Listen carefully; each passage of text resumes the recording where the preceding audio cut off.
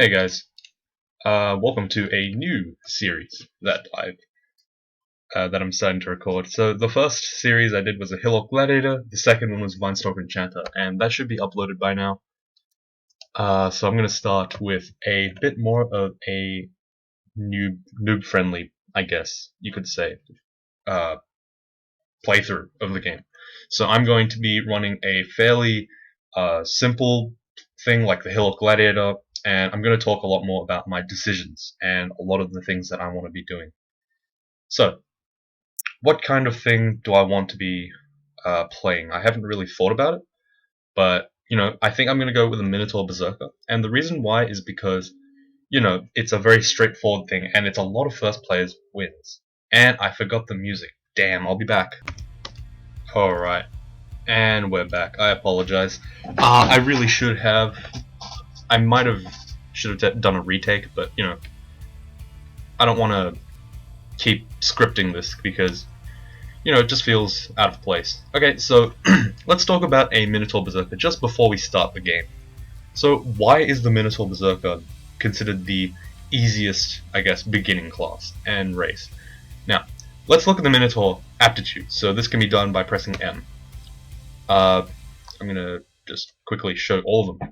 Now, if you look at the left-hand side, this is where all the melee happens. This is where all the stuff is, where all the fighting, the tankiness, and all this good stuff is. So, notice how they have the aptitudes. If you check the aptitudes column, they have +2s and +1s to almost all of it. So they are universally good at melee. If you look at the right-hand side, they are universally terrible at magic.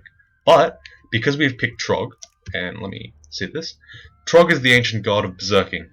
He is a badass. He doesn't like spells, but we don't care about spells. That was a word-for-word reading of exactly what the top bit said.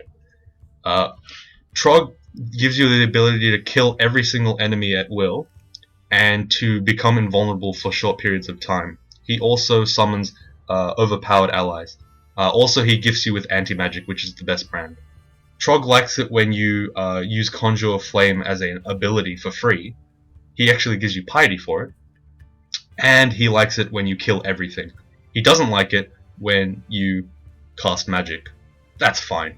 It doesn't matter. We don't cast magic. We're badasses. Okay, so I've just explained to you why Minotaurs and Trog just go together beautifully. And let's take a look at our skilling. So this is the skill training thing that can be opened up with M. Again, this is going to be geared towards more new players. So this will be basically how to win, what the kind of like goal is, and all that stuff. If I forget anything, I'll probably put it in the comments. I want this to be as educational as possible. So the first thing I'm doing is I'm switching the training to manual mode. So Crawl has two types of training modes, I guess. You can allocate your experience in this automatic method, where it just kind of just puts the percentages randomly, kind of, based on what the game thinks is more important. Or you can do it in manual mode, and this can be done with the backslash.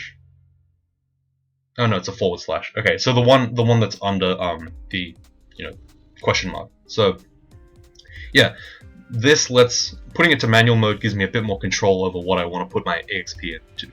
So you can see here that right now by default I have fighting, axes, armor, and dodging. So which one is the most important for me?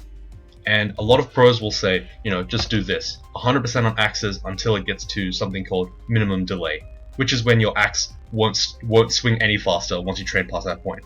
Me, personally, I don't enjoy doing that. I know it's probably not optimal, but, Minotaur's a very forgiving class. So I'm going to go ahead and I'm going to focus this by pressing B again. That's going to give it priority. And I'm going to train fighting. And I'm also going to train armor. So, what does fighting do? Fighting gives you health, and it gives you a little bit of damage and accuracy. Axes makes me swing my weapon faster, and armor gives me more armor when I'm wearing it. Right now, I don't have a very good one. I have animal skin, so not a big deal right now. So I'm going to start heading through the dungeon, and that was kind of cool. The first fight that we did, I didn't even get to hit the guy. Minotaurs have this automatic headbutt thing, and it just one-shot the rat. So there you go. This is starting to really show why. you know, Minotaurs are strong. So there's a glowing whip here. I don't want to pick that up because, first of all, a lot of the time stuff that's lying on the floor can be cursed, and I don't want to take that risk right now, especially because I don't have any remove curse scrolls. And second of all, I'm training axes. Now, a lot, you know, there's a common, it's fairly common knowledge. Okay, so what I'm doing here is I'm drawing this guy away from this guy, so I don't have to fight both of them at the same time.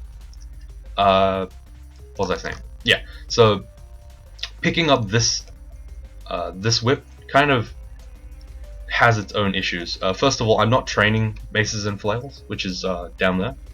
I'm training my axe, so there's no real reason to pick up stuff that isn't an axe. Yeah, so pretty much that's the reason why I'm not doing that. A lot of people will say, you know, oh, a whip of electrocution will change your game. You should, you know, switch to maces and flails. But I don't see the point. I don't see the point at all. My character can win perfectly fine without it. I got damaged pretty hard there, but that's okay. I'm luring the gecko backwards, so I regenerate over time as I pull back, and it doesn't get to hit me. So I'm doing the same here. Yep, easy. So yeah, I'm playing a lot slower than usual. I'm not even auto-exploring like a lot. I'm doing it some of the time, but you know, I'm mostly just trying to slow down a little bit for this game. I want to give as much commentary as I can for players who haven't won the game before, for players who have difficulty reaching temple, like all this stuff. It's really, I think it's really Dungeon Crawl is a really tough game to play. It took me actually a couple of months to, you know, win my first Minotaur Berserker. I started the game in point 10, point 11. I had a friend called, I guess I can't really say his name, but I had a friend who basically got me into the game when I was, you know, a bit younger, and you know, at first I played and I saw like this game. This game was like Dungeons and Dragons, which was a big part of my childhood. I won't really explain too much, but you know, it was really important to me. So when I first saw this game, I was like, this is the best game I have ever played. And you know, the fact that it was always random and it did all this cool other stuff, none of that mattered to me right now. At that point, it was just I wanted to play a fantasy game. That was it. So yeah, playing this game was really awesome for me. Anyway, so this is the chainmail, and a Berserker's first priority, pretty much, is to ditch the initial starting skin. He wants to pick up as heavy an armor as possible. So this character's goal is to pick up the heaviest weapon and the heaviest armor. Knowing which one is the heaviest requires a little bit of knowledge. So for example, I need to know that this ringmail is not as heavy as my chainmail, whichever I have on, right? So I'm gonna leave it. This large shield, while people think that it's a good idea, it's not a good idea. So this is a common misconception. Shields are not that good in the early game, and the reason why is because it slows down your swing speed. Swing speed is in like how long it takes for you to swing an axe, and the reason why that's bad is because it reduces your killing potential, and your killing potential is critical to surviving the early game. Pretty much, you want to be focusing heavily on offense first, and then later you can train some defense. I'm doing a little bit of both because, you know, I've got a bit of tactical positioning, and I think that the, you know, Trog's Berserk is killing power. I don't need to, you know, really. What are you? I don't need the killing power right now. My character is very strong already in melee. So yeah. Anyway, so when I first started playing this game, I struggled so much. I could not get through the first couple of floors. I was struggling like hell. It was so difficult. I actually played offline like here, and I would name my character 1. Okay, so here's the first kind of scary position to be in, and a lot of new players. I'm going to be saying that a lot. I'm sorry, but a lot of new players will tab through this and they won't give a second thought. But this is an adder. An adder is going to poison the crap out of you, and if it lands a couple of successful hits, it could lethally poison you. So what I'm actually going to do is I'm going to employ the first of Trog's abilities. It's free except for hunger. It's called Berserk, and Berserk, essentially for the early game, is invulnerability to almost everything. It increases your damage, your health, and it speeds you up. It is one of the strongest buffs in the game for at least the first maybe half of the game. So Yeah, I'm gonna Berserk. It gave me more health, it gave me more damage. That's perfect, right? Anyway, so I actually had a thing going where I would name my character 1. Okay, so that dagger is glowing blue. You can kind of see it in the tile, or you can look at the bottom. It says it's an enchanted one, not a like a specific brand, so I'm not too worried about fighting it. Yeah, so I actually had a thing where I named my character 1, and every time I died, I would go up another one. So my next character would be 2 and 3. After about 276, I think I stopped because it took too long. Yeah, so you can kind of see how bad of a player I was, and I guess I still kind of am. Like I'm trying to play more carefully. I'm trying to play more smart, but you know, if you watched my Vinestalker game, I'm not very good. So I died a lot, or I almost died like 100 times in that playthrough. I'm not too happy about the way I played, and I don't know if I'll play as another stabber because it's pretty tough. Okay, so these are worms. Unlike the vanilla enemies we've fought so far, I guess, these ones are kind of special in the early dungeon, and the reason why is because they do a lot of damage, but they're slower than me, so I can walk away from this. But instead, I'm going to use my Berserk. You don't have to use Berserk, but it just makes the fight easier. So they do a lot of damage, but again, they're slow. And Berserk, while it looks like it was unnecessary, you know, I potentially stopped myself from taking an extra 15 damage that could have put me in a bad spot. So there you go. Okay, a Wand of Frost. Now, this is so let's try to fight this word by itself. Okay, I didn't take too much damage. So, you know, the Berserk before might have been unnecessary, but you know, it's never real. It doesn't cost you anything. There's no point. So I'm going to start reading my scrolls now. I see 3 of the first scroll, so I just read that. It's going to be one of the more common scrolls. So the 3 common ones are Remove Curse, Identify, Teleport. If it's anything else, well, I'm happy to do that. So the identification minigame, probably the best thing to identify first is your potions. And the reason why is because in the early game, they are much better panic buttons. You need to know what your good potions are, basically. So I'm going to pick the one that has the most, and that's because it's most likely to be healing. Oh, it's not, so it's resistance this time. That's fine as well. Let's continue. Brilliance and magic. So these 3 are almost useless. The resistance is okay, but the other 2 are almost completely useless. So I know that the last thing in my potion thing, the last of my potions basically, is going to be the one that I care about. In the off chance I need to kill something really quick. So I'm going to tab slowly through this snake. Notice how it's still done quite a bit of damage to me. It did a total of 11 points of damage. This is a fairly weak enemy, but it can do a lot of damage, and a lot of players will die to adders. They will tab through it and they will be lethally poisoned, and they'll be like, this game is RNG. But no, you have to be very aware that adders are capable of poisoning you and doing a lot of damage. And you have to have appropriate countermeasures, whether that be throwing stones at it, or melee, or like making sure that you have curing. So this is a hound. It's faster than me, and it has fairly strong attacks. But because I have a lot of armor, and a lot of tankiness, I should be able to take it out, and I did. Okay, so these enemies. Okay, so probably the first tip you'll figure out, most new player helpers, I guess, will tell you is fight in corridors, and this is completely true, even for guys with axes. So I should have explained what axes do. The reason why I picked axes, there's no real reason, I guess. Axes tend to be the most noob friendly because they have this thing called cleave. Basically, whenever you attack an enemy, every square around you gets damaged as well. So that's always good, right?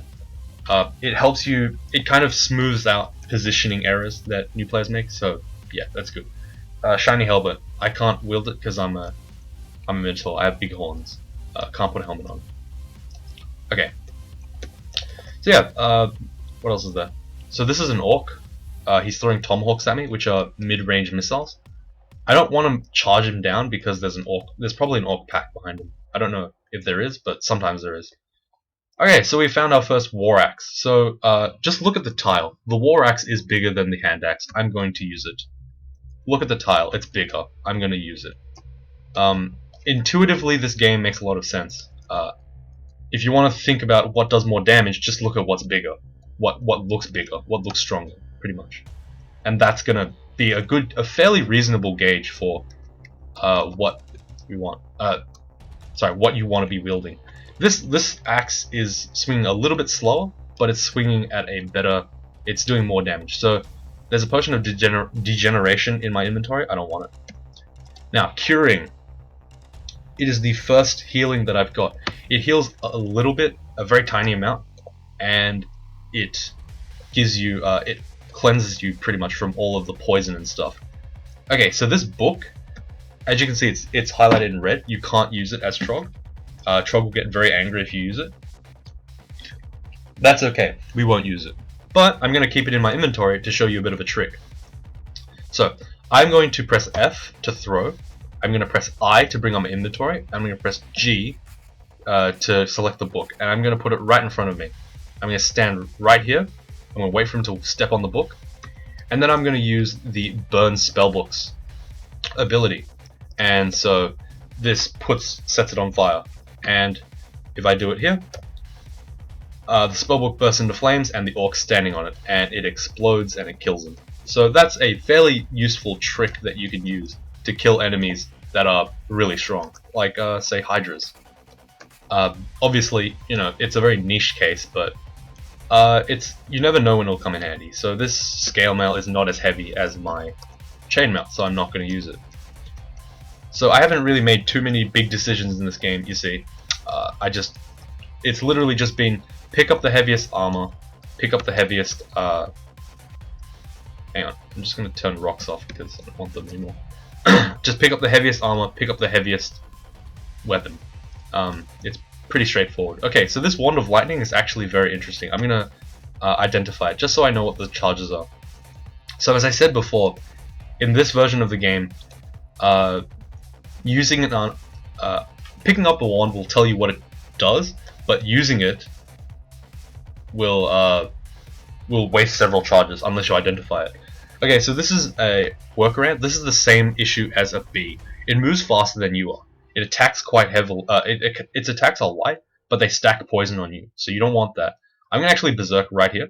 I'm gonna take it out at full health. That's that was completely fine. That I took like no damage from that. If I had not taken, if I had fought that without Berserk, I had the potential to almost die, and I would have wasted my curing potion. So, you know, Berserking preemptively, it's safe in the early game. Just do it whenever you feel like it, pretty much. There are, of course, times when you don't want to Berserk, but... Okay, so this Scorpion is the same thing. I'm going to tab through it, and I'm going to see if I get poisoned. And this is just kind of to show you. Okay, so look, notice how much damage I'm taking. I took 15 to 20 points of damage just because I decided not to fight, because I decided to fight it without any preemptiveness. I could have thrown my net at it, which is in the inventory. I could have thrown some stones at it. I could have used my wand to like confuse it. And you know, all this kind of stuff. For a Berserker, stats are not very important. I could put it into int and it wouldn't affect my character too much, so I'm just going to do that. There's no real thought process behind it. I'm just doing it for fun. Stats are not important for this character at all. You could put it into dex and that would increase your dodging a bit. You could put it into strength, it would increase your damage a bit. You know, that's fine. Okay, so Ecumenical Temple. So I should explain what Ecumenical Temple is for the newish players, the super new players, I guess. Ecumenical Temple is the first benchmark for your character. If your character is meant to Ecumenical Temple, well done. You have successfully cleared the really random part of the game where there's no decision making. You just kind of hope that you don't die.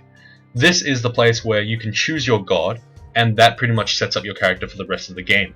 So it's a very early pivotal point. The Ecumenical Temple has no enemies in it, nothing can spawn in it. It's just a place for you to pick your god. Sometimes your god might not be there, you know, that's not a good thing. Okay, so ogres, this is another enemy that you have to really consider when you're fighting. They do very high amounts of damage, but they attack slowly, and they have somewhat inaccurate. I'm not going to take the risk because I know that the maximum damage of an ogre is about 31. That's more than half my health. I don't want to deal with that. So I'm going to Berserk.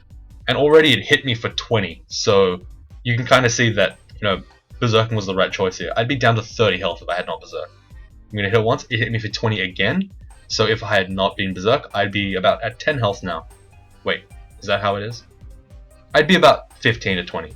So I killed it in 3 turns. That is pretty scary. But yeah, Ogre's definitely a good choice to Berserk. Let's see what this ring does.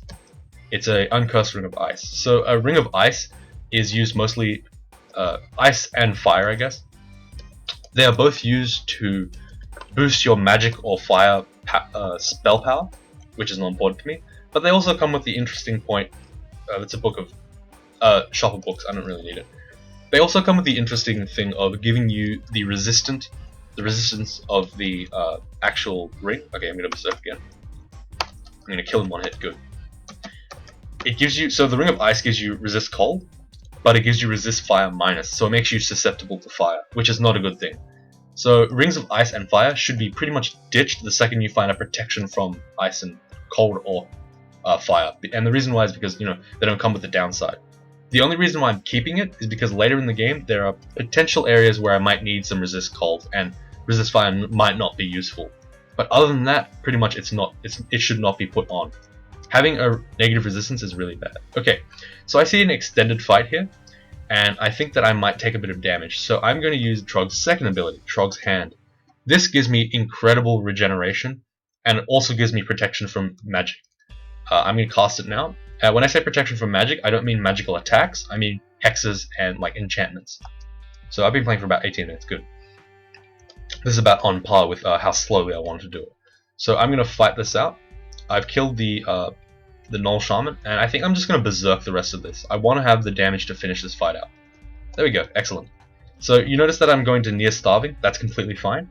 I'm going to use the chunks, which are bits of meat that I, you know, butcher from the Nulls, pretty hardcore, to pretty much buffer my food. I'm going to use that stuff to fill me up before I use my permafood.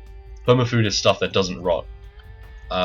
It's not a very, it's just a regular tactic, I guess. So I'm not going to wield ID this amulet. I'm actually going to identify it. It's a warding, that's fine, I can keep it on. What warding does is it gives you 1 pip of resist negative, so that you can see it's a little cross there.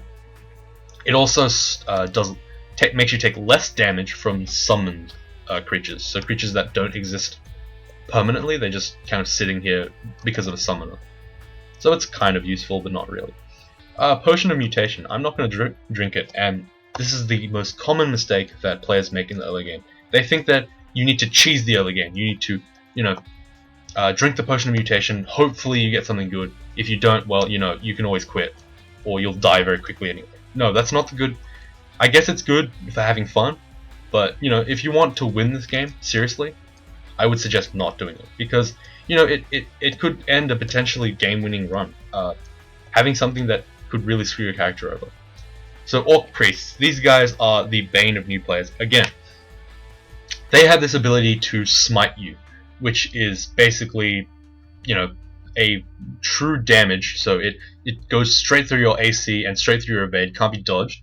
True damage hit on you from anywhere on, as long as they can see you, they can do it. And it does about, you know, 5 to 16 damage. It's a lot of damage. So the trick against fighting these guys is luring them around corners. So notice how the engagement started here. They saw me, they got 1 smite off. I immediately backed down here, and then I walked up here. And the melee orc followed to here. I engaged him, and then the orc priest came over here. And so that limited the amount of turns that he could see me. I'll be doing this a lot more.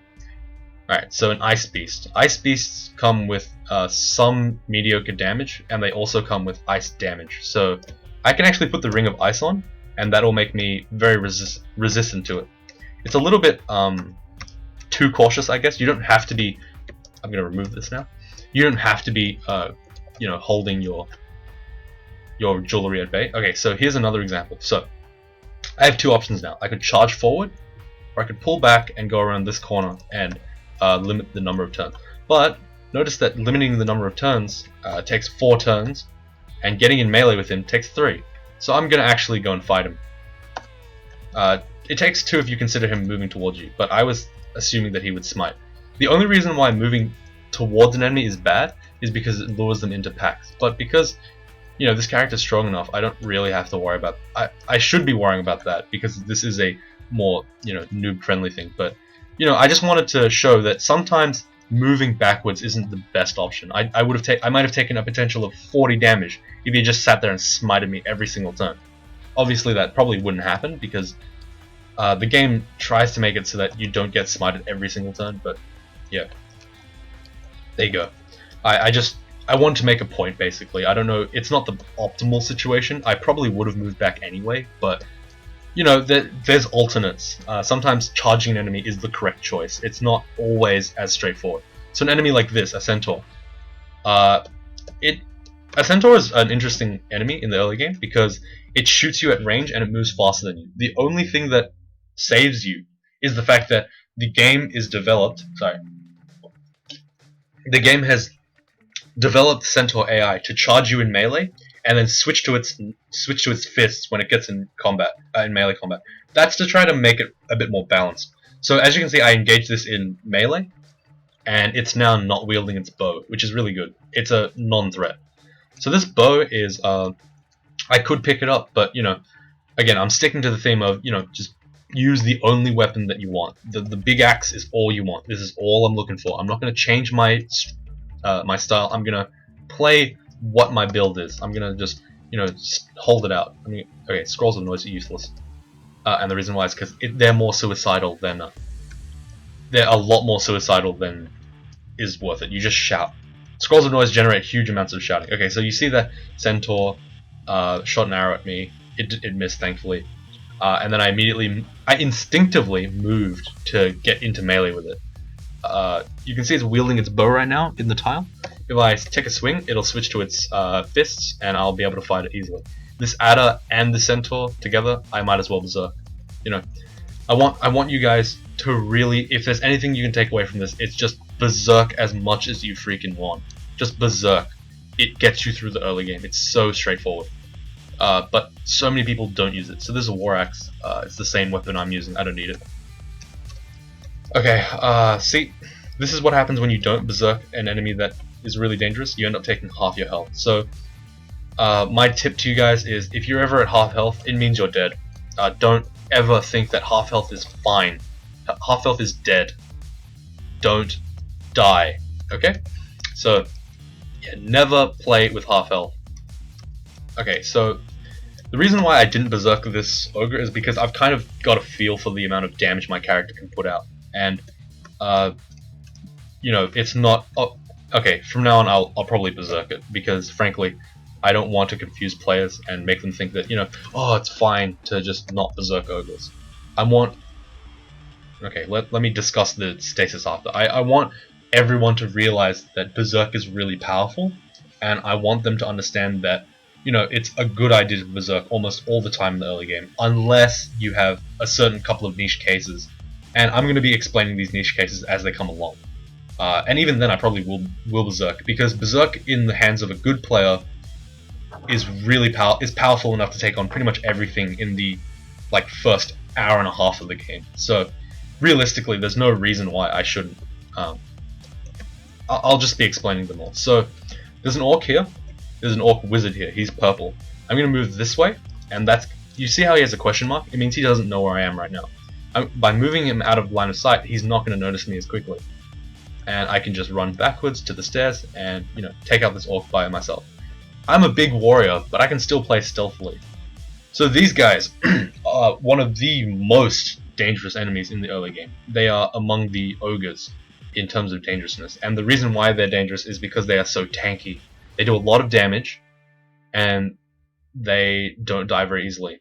Okay, so what I'm going to do is, I know this is a bit suicidal, I'm going to pull upwards, and I'm going to berserk here. And the reason why is because, you know, I get to kill all these guys in one blow with the cleave. Alright, so he was wielding a plate armor. So notice how even with berserk, I was down to half health. With berserk, without berserk, I probably would have died. I'm about 60% sure I would have died. Half health is bad. I'm going to wield plate armor because that's heavier. Plate sounds heavier than chainmail. I'm going to wield it. It's fine. No worries. So he has a Trident of Venom. That's a really good weapon. But again, I'm not going to use it. I don't need to use it. I have a good axe. Perfectly good axe. Alright, so there's a lot of enemies here. I'm going to back off into this little corridor thing. And I'm just going to tab. Okay. And again, this is where most players would, you know, keep fighting. Maybe Berserk now. I'm going to move backwards. And I'm going to just see how far I can get before... Okay, so I have made a one tile gap because of just random reasons. I'm going to use this turn to turn regeneration on, and then I'm going to keep moving backwards. So keep moving backwards, keep moving backwards.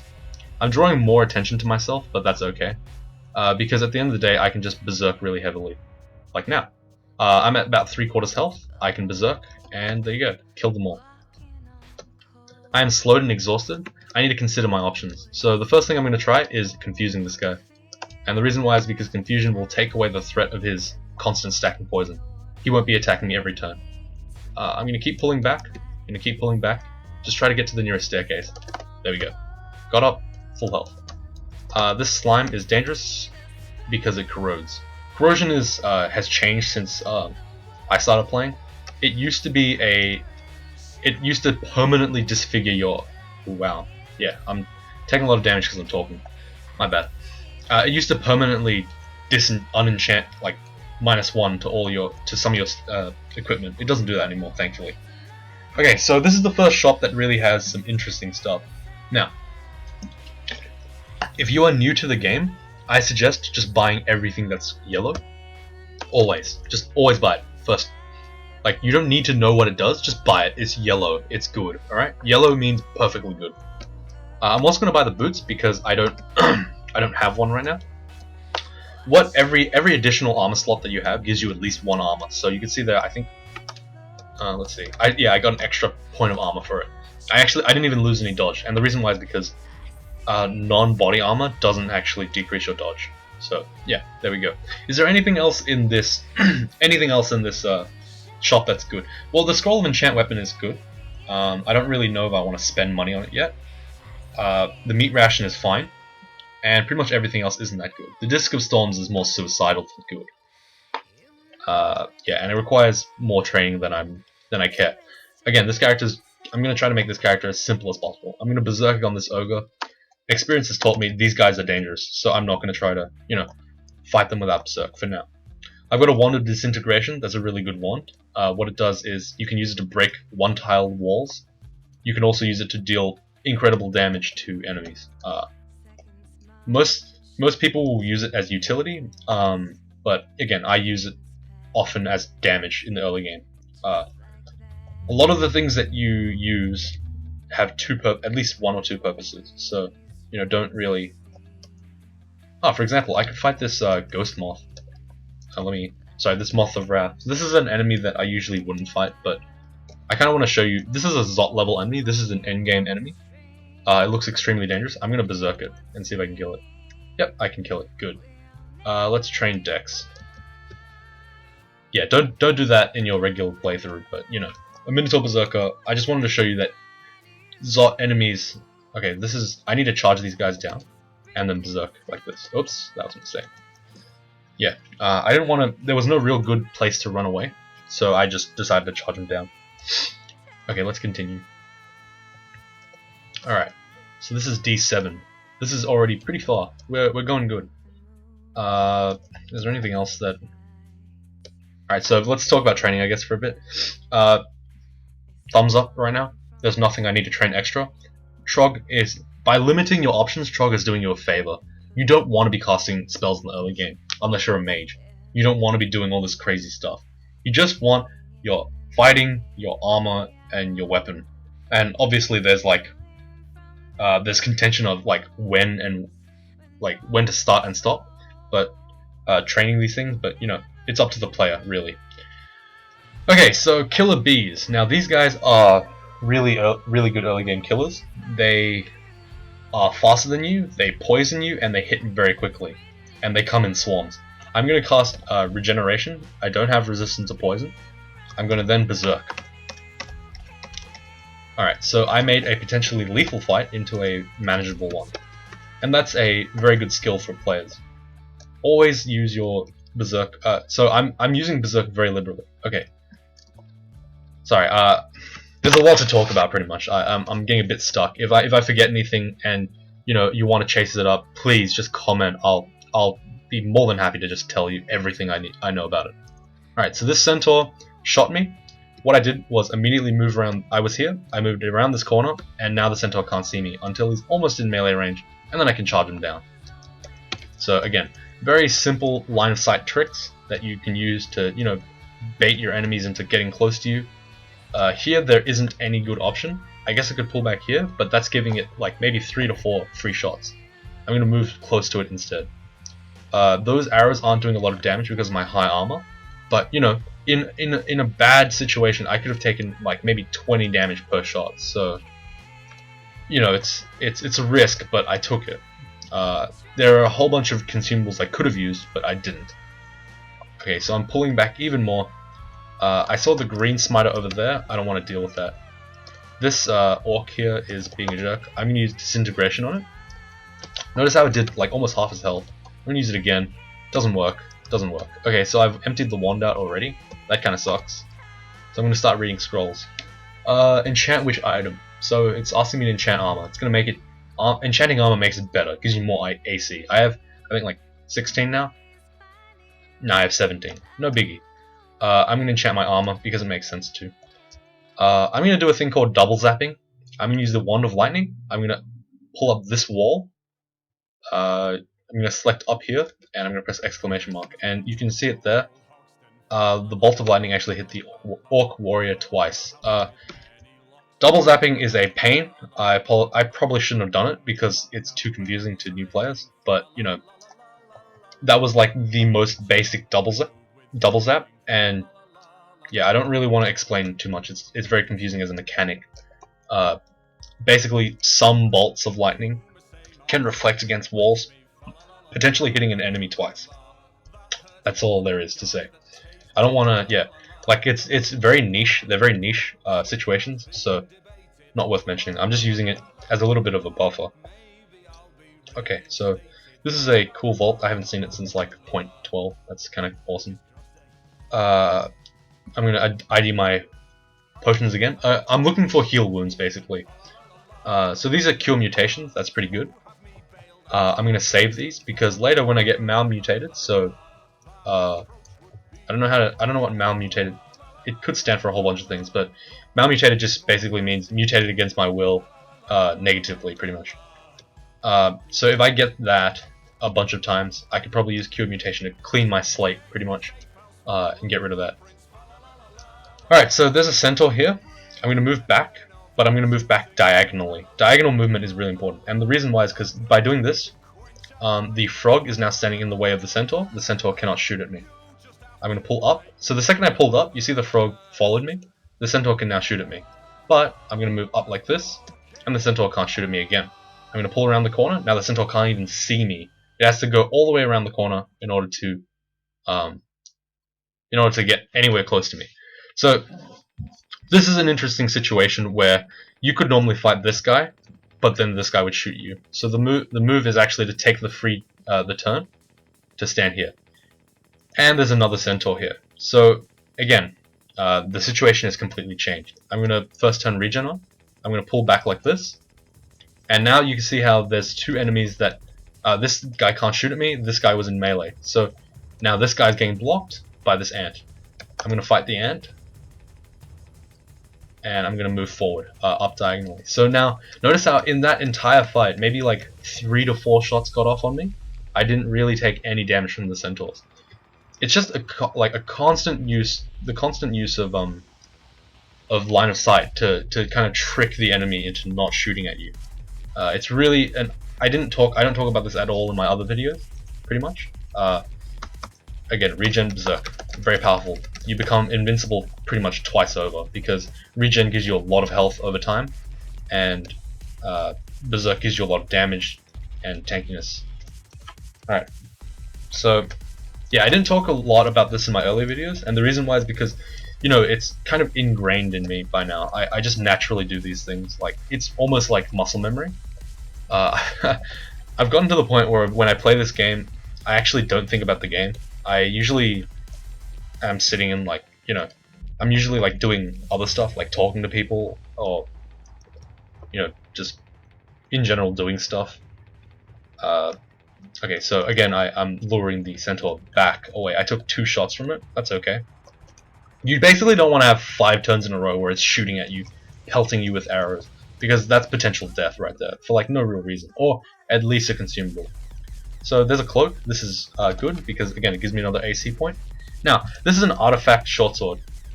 This is the best skill that I can possibly give you. Look, I'm walking away from it. I don't want it. I have an axe. I don't want a short sword. Alright, maybe in the first 2 floors I would think about using it for like a bit, just for fun. But right now, my character is good. I do not need that short sword. That is discipline, and it's really important to have that. Alright, so we've been playing for about 37 minutes. I'm going to get us... Maybe I'm going to finish this floor and then I'll probably end it. I wanted to get to Lair, but, you know, it's good. I think it's a good thing that this video is taking a bit longer. I want to flesh out almost every decision I make. If I forget to, again, please tell me. I will continue this series and I will be talking a lot about winning the game, having a lot of consistency in my play, like all this cool stuff. The shield, I don't want it, and the reason why is because it's a 2-handed weapon.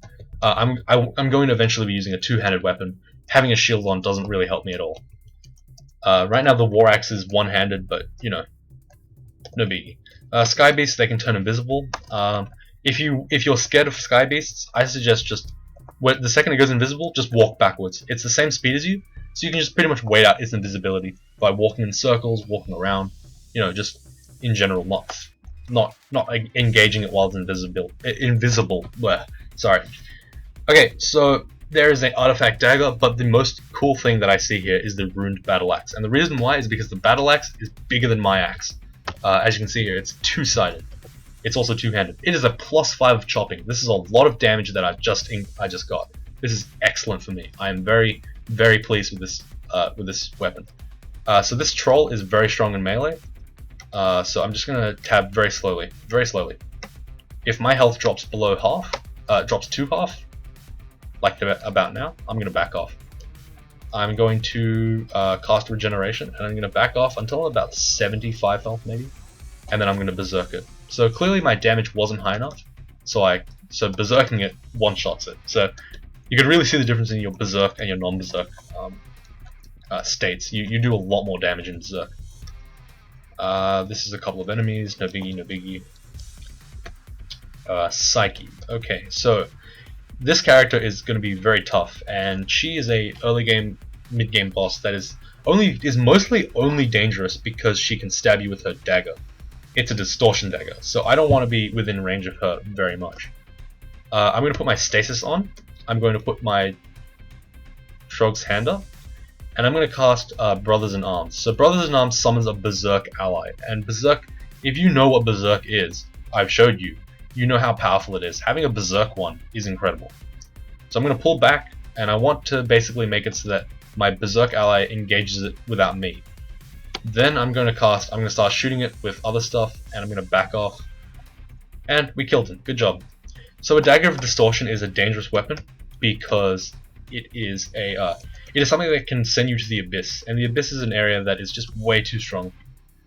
Okay, so there's a bunch of enemies, and I actually want to engage them all at once, so I'm going to just kind of go down here and look at what's in this shop first. It doesn't take any time to go into a shop, so I might as well.